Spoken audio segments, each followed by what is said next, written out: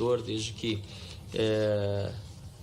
iniciou essa audiência pública, todas as palavras que foram proferidas, tanto pelo senhor como também pelos colegas parlamentares que me antecederam. E em relação ao relato feito aqui, embaixador, eu até avaliando a minha própria experiência com a Venezuela, eu estive na Venezuela no dia 6 de dezembro e anteriores de 2015, eu não conseguiria jamais dizer que ali se está construindo democracia. Eu sei que na fala que o senhor fez, concluindo a apresentação inicial, o senhor fala em construção democrática, mas eu entendo que o que está acontecendo lá é uma destruição da democracia, que um dia houve no país. A Venezuela já teve democracia, talvez não vibrante como a ciência política definiria um ambiente ideal democrático, e sabe-se lá como será de fato ideal democrático, mesmo a ciência política discorda, não à toa há diversos autores que indicam caminhos diferentes para se chegar nele, mas, pelo menos naquilo que se vê na prática, não se pode dizer que a Venezuela evoluiu nesses últimos anos, nessas últimas décadas.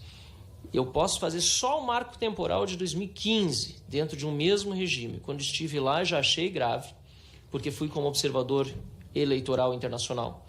O fato de terem sido cassadas todas as credenciais, inclusive dos observadores brasileiros que estavam lá para fazer o papel que cabe a quem visita um país estrangeiro para ver se as eleições estão acontecendo de acordo com o previsto no regulamento, foram cassadas as nossas credenciais e depois, ao visitar os locais de votação, eu fiquei impressionado com o fato de que havia milicianos com armamentos pesados próximos aos locais de votação, o que obviamente configura, no mínimo, um constrangimento às pessoas que devem ter a liberdade de exercer o voto sem serem coagidas. Não podia fazer fotos, eu por não ter credencial fui, digamos, de certa forma camuflado. Não é fácil, afinal de contas, eu com o meu fenótipo europeu, obviamente, dificilmente consigo chegar na Venezuela como observador local. Obviamente que era fácil perceber que eu era um estrangeiro ali, mas ainda assim é evidente que o que ali se via não era uma democracia. E eu estou falando de 2015, quando houve a última eleição de fato para o parlamento, em que 2/3 do parlamento foram preenchidos por parlamentares da oposição, e depois houve um fechamento das atividades do Congresso, na prática, lá na Venezuela.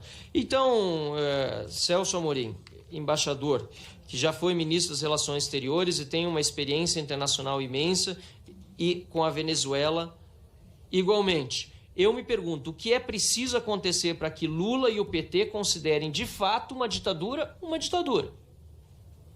Que hoje a Venezuela é vista pelo mundo livre, mundo democrático, como quer que se chame, como uma ditadura.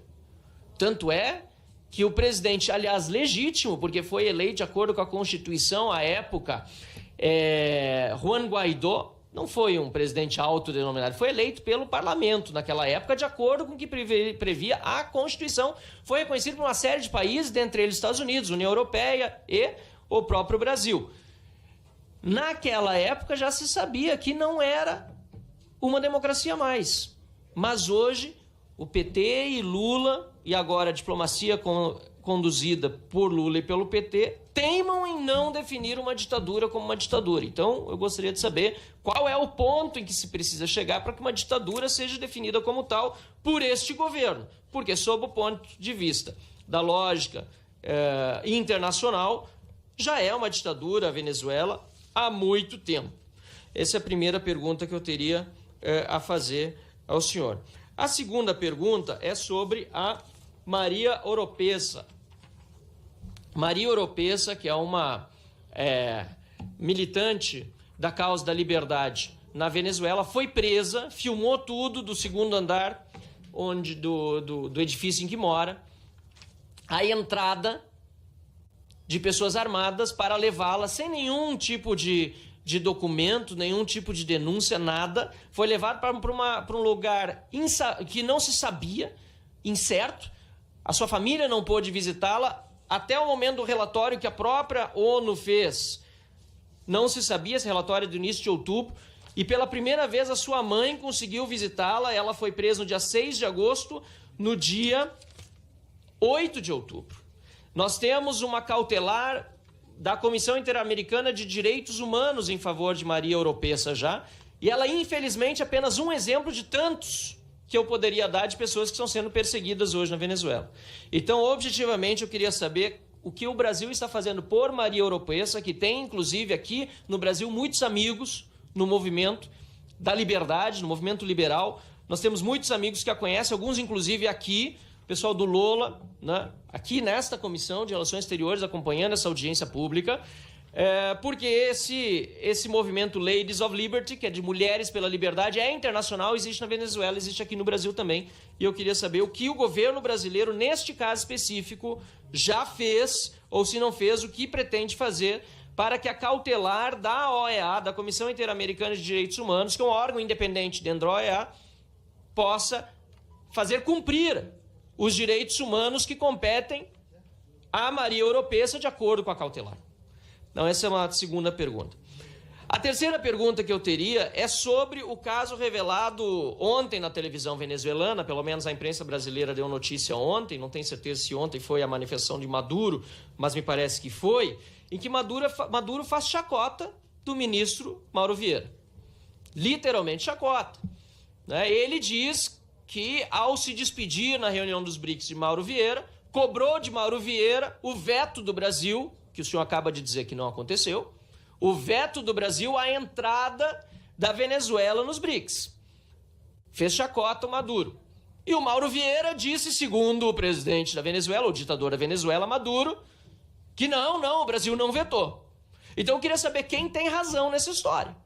Porque além de Lula estar sendo humilhado por aqueles que defendem a democracia, ou se humilhando por quem defende a democracia, porque está ao lado de um ditador, agora está sendo humilhado pelo ditador. O próprio Mauro Vieira sendo humilhado pelo ditador em rede nacional na TV venezuelana. Foi isso que nós vimos ontem. Então é muito importante que o governo brasileiro seja claro sobre quem tem razão, afinal. Porque é uma posição, por mais constrangedora que pode ser para a diplomacia tomar lado nessa hora, é uma posição que precisa ser tomada. Porque senão fica o dito pelo não dito, fica o líder de um país ditador humilhando o chanceler brasileiro e o senhor, que é embaixador e assessor especial para relações internacionais do presidente da República, na minha opinião, precisa nesse momento dizer quem tem razão, porque senão fica a palavra de Nicolás Maduro como a correta e a humilhação confirmada. Eu queria entender também por que o Brasil, dado que, como disse o senhor, não reconheceu o processo eleitoral da Venezuela, o PT sim deu, o partido do presidente Lula, vergonhosamente, deu legitimidade ao processo porque reconheceu a eleição de Maduro, que é uma coisa que faz parte do campo político de um partido ideologicamente marxista que está ao lado dessas ditaduras. Mas, sob o ponto de vista de governo, o Brasil, como o senhor disse, não legitimou o processo, mas se absteve, se omitiu no pedido de verificação independente feito pela OEA, ou que foi proposto na OEA, e também se omitiu, se absteve naquele mesmo voto em relação à publicação dos resultados eleitorais detalhados. Então diz que pede, Lula diz que quer ver os resultados, mas na prática, na hora do voto, o Brasil se abstém. E, pior do que se abster, porque já é lamentável e vergonhoso como brasileiro, o resultado levou a que esse trâmite fosse interrompido, porque era o voto decisivo, o voto brasileiro, além da influência que o Brasil faz em outros países. Então essa é a quarta pergunta. E eu queria entender do senhor sobre como se faz construção da democracia, como me referi no início da minha fala, não apenas com uma sociedade dividida, que me parece que a sociedade não está dividida, as pesquisas mostravam ampla vantagem para a oposição, um governo que busca dividir a sociedade, inclusive na violência, mas como se faz com mais de 25% da população venezuelana fora do país. Hoje, nós estamos recebendo muitos venezuelanos aqui no Brasil em virtude dessa guerra política que há lá dentro. Então, não há construção da democracia, na minha visão e na visão do mundo livre como nós vemos, há uma destruição da democracia. Primeiro, eu queria fazer um comentário com muito respeito, mas também causa um pouco de espanto para quem vê, quem acompanha esses acontecimentos todos na Venezuela, que são lamentáveis. Eu me solidarizo totalmente com o povo de Roraima. E, aliás, uma das coisas que nós queremos obter é que seja religada à estação de Guri, a Roraima, que tornaria a energia mais limpa e mais barata. Foi algo que foi lançado na época que eu era ministro do Itamar Franco. Foi realizada no governo Fernando Henrique e agora, infelizmente, está cortado. Então, essa seria, por exemplo, uma maneira de ajudar. Eu estou me detendo antes sobre essas questões de migração, que são mais imediatas, elas são muito difíceis. Você pergunta a alguém no Texas e na Califórnia como é que eles recebem, é complexo isso. Não é mudando o regime no México que vai acabar a imigração. Você vê um país mais rico. Agora, o que eu quero chamar a atenção, porque eu não ouvi quase essa referência a isso, é a causa principal dessa pobreza. Não é só o governo venezuelano falar que ele tem a sua parcela de culpa, não vou também querer isentar, não, mas são as sanções. Sanções brutais, unilaterais e ilegais, impostas por uma grande potência, a Venezuela. Essas sanções que tornam dificílimo o comércio com a Venezuela, por qualquer país, comércio pacífico. Isso afetou de maneira brutal a economia venezuelana. E é essa, digamos, debilidade econômica que gera... Eu fui ministro do governo Lula, fui ministro da Defesa no governo da presidenta Dilma, tinha sido Itamar, nunca ouvi falar desse problema de imigração. Quando é que isso começa? Quem é o culpado? O governo da Venezuela tem uma parcela de culpa? É possível. Agora, certamente, as sanções têm muito a ver com isso.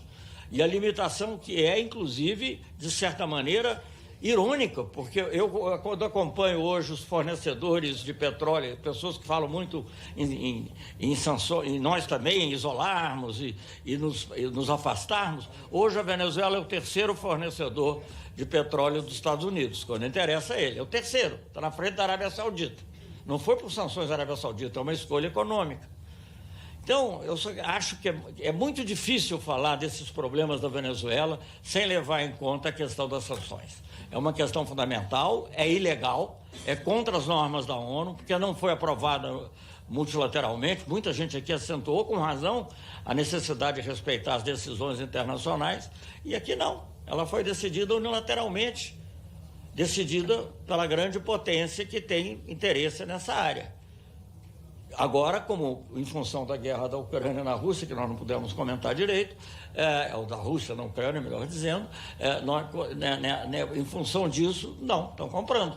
Virou o terceiro fornecedor, abaixo apenas do México e do Canadá, que são ali os vizinhos imediatos dos Estados Unidos. Então, quando nós formos falar de direitos humanos, vamos falar das sanções também. Nós estamos de pleno acordo em falar dos direitos humanos se nós formos capazes de falar das sanções, porque elas também ferem os direitos humanos. Eu estou de acordo que nós devemos proteger, devemos protestar com o caso das pessoas presas e perseguidas, estou de pleno acordo com isso, mas nós não podemos ignorar esse outro aspecto da situação. Eu queria lembrar também que, digamos, a Operação Acolhida começou no governo Temer, não foi o governo Lula que inventou, nós estamos continuando porque não tem outro meio. Mas a grande verdade é que para você conseguir, mais importante do que classificar como ditadura, tem muito país no mundo aí que a gente classificaria como ditadura. Muito. Eu não vou dizer nem mencionar quais, nem em que regiões, porque, enfim, eu, apesar de aposentado, não sou diplomata. Mas tem muitos. Agora, se você romper relações com todos que você vê defeitos de direitos humanos, é capaz de você não falar com ninguém. É muito capaz de não falar com ninguém. Porque esses que falam muito de direitos humanos, eu não vou entrar em nada que possa ser, e que falam muito também da correção dos processos eleitorais, eles também têm telhado de vidro.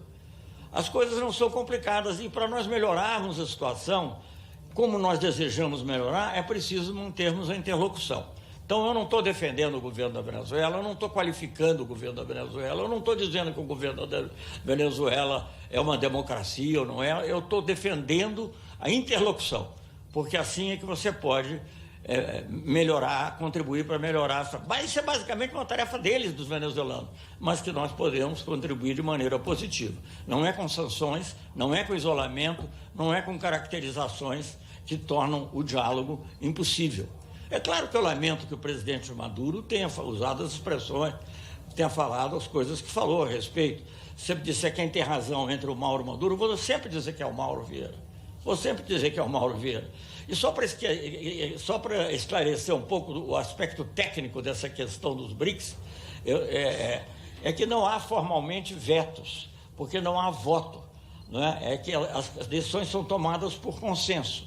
E o Brasil achou que neste momento, a Venezuela não contribui para, digamos, um melhor funcionamento dos BRICS. E essa expressão, digamos, demonstram não participar de um consenso. Como há outros países que outras nações também tiveram a mesma ação. Então, essa que é a questão. Amor, sai de mim.